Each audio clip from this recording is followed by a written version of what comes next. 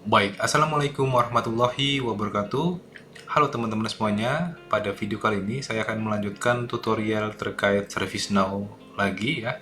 Jadi pada video kali ini saya akan menjelaskan tentang user management pada ServiceNow. Oke, saya akan lihatkan dulu seperti ini ya. Jadi nanti kita akan belajar modul dari ITSM, ada Incident Management, Problem, dan lain-lain ya. Kemudian ada IT Asset Management, IT Operation Management, dan lain sebagainya.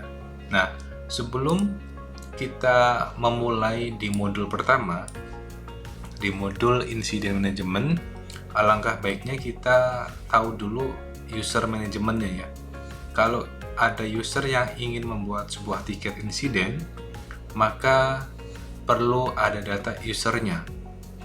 Nah, di video kali ini saya akan menjelaskan terkait user pada ServiceNow, yang mana jika sebuah perusahaan ingin menggunakan layanan dari ServiceNow, maka dipastikan dulu apakah perusahaan tersebut sudah mempunyai Active Directory ya. Biasanya perusahaan-perusahaan besar sudah ada ini Active Directory-nya. Ini adalah yang common digunakan oleh sebuah perusahaan yang ingin integrasi dengan ServiceNow.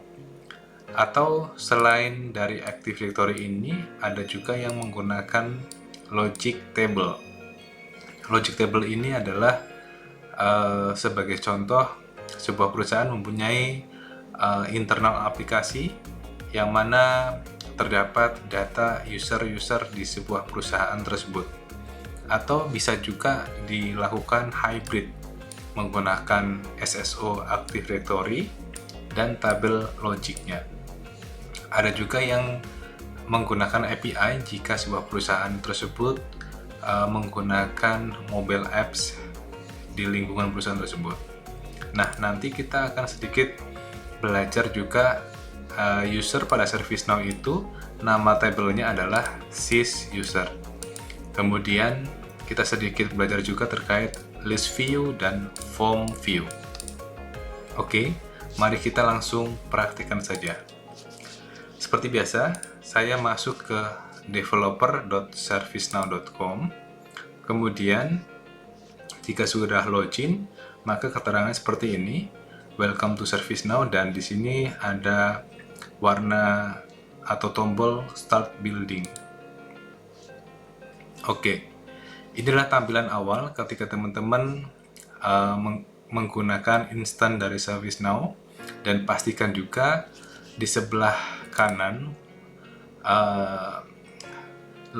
user yang login adalah sistem administrator ya.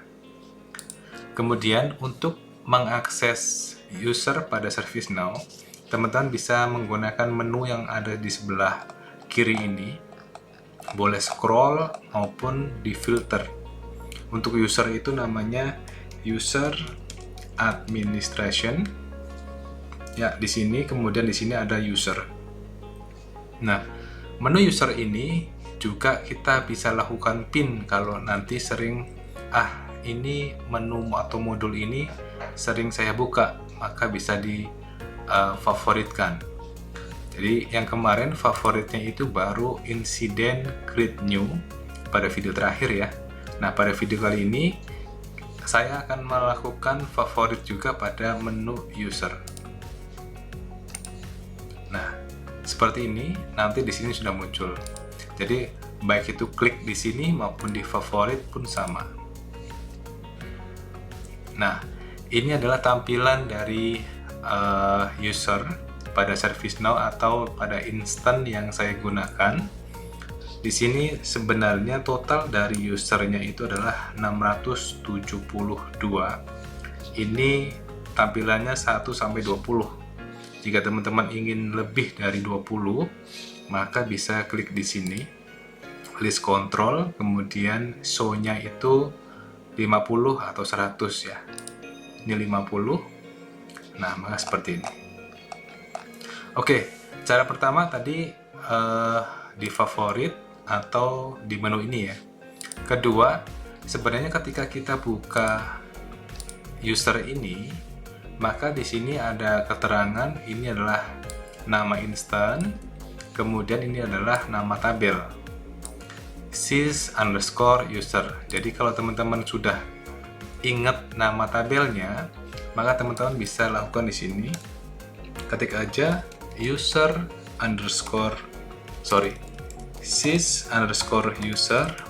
titik atau dot list, kemudian enter, maka tampilannya akan sama seperti ini. Oke, tadi ini adalah data user yang sudah ada pada instan ini. Kalau tadi ya di awal saya sudah jelaskan, kalau sebuah perusahaan menggunakan metode Active Directory, maka bisa melakukan sync ya. Jadi contohnya ada karyawan baru dan dia butuh login komputer. Anggap saja namanya Angga. Angga ini di input pada Active Directory. Kemudian jika terjadi sync, maka ada penambahan Active Directory. Nah, data ini dinamakan sebuah list view. List view itu sebenarnya seperti tampilan di table ya. Kemudian list view ini bisa kita lihat atau lebih detail menggunakan di sini ada namanya personalized list. Personalized list ini kita bisa klik, tampilannya itu hanya user ID, name, email, active, created, sama updated. Jadi ada user ID, name, email, active, created, updated. Kalau teman-teman ingin menambahkan yang sebuah kolom yang dibutuhkan, contoh saya butuh manager. Jadi user ini tuh manajernya siapa? Tinggal tambahkan saja. Kemudian ini akan ditampilkan di mana? Saya ingin dekat nama, maka ditaruh di tengah sini, klik OK. Nah, nanti manajernya seperti ini, kosong. Oke, ada nggak yang manajernya itu tidak empty? Kita coba lakukan filter. Filter itu bisa dari sini, di checklist aja, di sini kita bisa yang bukan empty, atau di sini juga bisa. Oke, kita ada field, operation, dan value. Kita cari fieldnya itu adalah manager. Oke, kemudian cari yang is not empty, yang tidak empty ada nggak? Kita kemudian run. Oh, ada. Jadi Billy Cowley ini manajernya adalah si Crystal Stika, dan Cherry Fuhri manajernya adalah Gary Fornes. Contoh seperti ini. Nah, semakin lengkap data, saya klik all lagi. Semakin lengkap data manajer seperti ini, maka akan semakin bagus nanti ketika teman-teman melakukan synchronize atau update ke data di ServiceNow. Jadi nanti ketika si Abel Tutor ini contoh request, kemudian butuh approval manager karena dia merequest sebuah mungkin laptop seperti itu ya, kemudian butuh approval atasan tapi atasannya empty, maka flow tersebut tidak jalan. Jadi semakin lengkap data, maka semakin penting untuk nanti dalam sebuah flow berjalan atau tidak. Ya, ini adalah sebuah list view. Untuk melihat form view, itu bisa klik di sini, user ID-nya diklik. Nah, nanti ini adalah tampilan form view. Form view ini bisa diedit oleh orang yang mempunyai atau user yang mempunyai role sebagai sistem administrator. Contoh, di sini saya akan ubah departemennya, bukan produk manajemen, tapi saya cari dulu. Oh, dia nggak ada, saya close. Atau contoh si user ini manajernya ada nggak ya?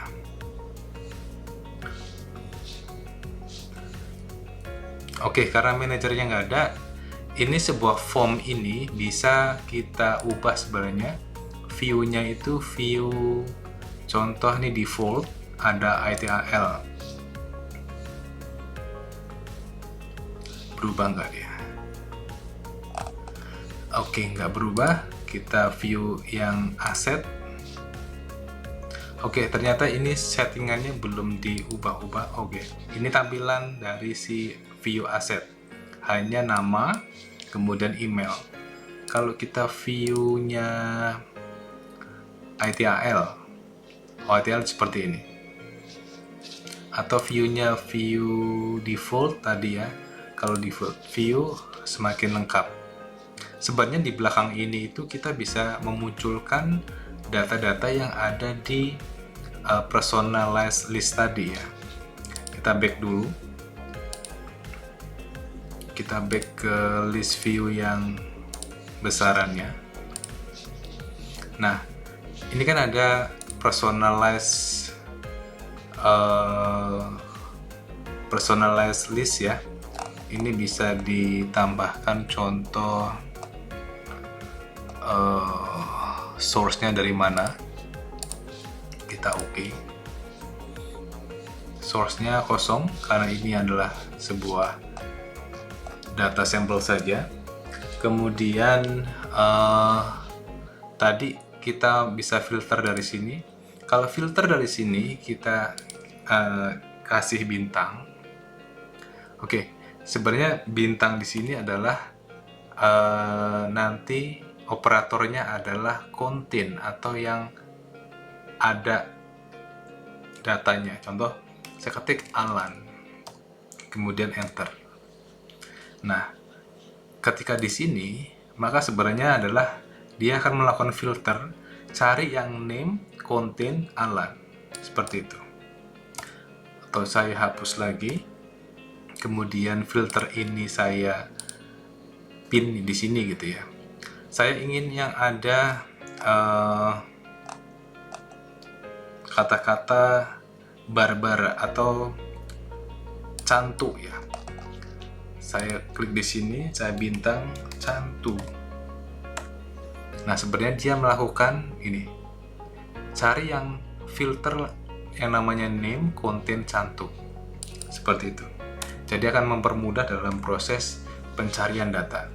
Ini yang disebut dengan filter, baik yang filter di sini maupun di atas ini ya. Oke, ini data yang bisa kita nanti buat sampel. Kemudian sebagai namanya contoh, cari Anthony Aldis. Sebagai si sistem administrator, kita bisa melakukan impersonate user. Tadi kita cari yang namanya Anthony. Contoh, saya impersonate user, cari Anthony. Nah, Anthony Aldis, kemudian impersonate user.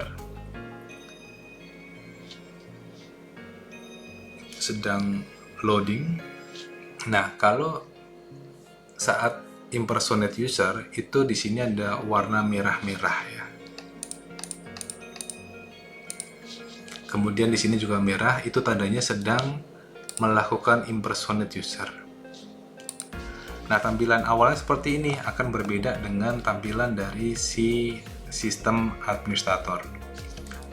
Kita coba cek di sini, dia belum ada favorit. Kemudian saya ke apakah dia bisa akses user. Bentar, sys user.list. Saya enter.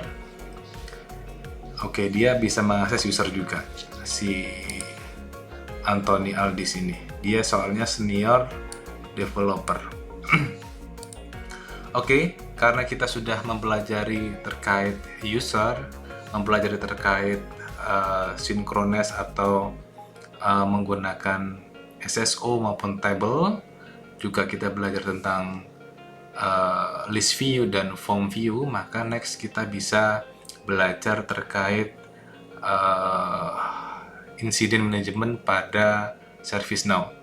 Jadi kita juga sudah bisa melihat, saya impersonate dulu untuk kembali ke sistem administrator. Kita bisa melihat terkait user di sini. Jadi kita bisa nanti siapa yang akan membuat tiket dan lain sebagainya. Nah, nanti kita bisa praktek lebih jauh terkait incident management pada ServiceNow.